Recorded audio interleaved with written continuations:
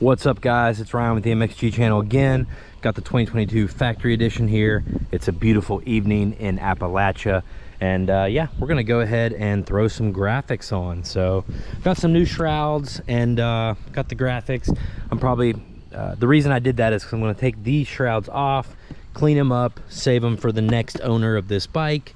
But all this other stuff, which is really just decals, I'm just going to peel off or cover up.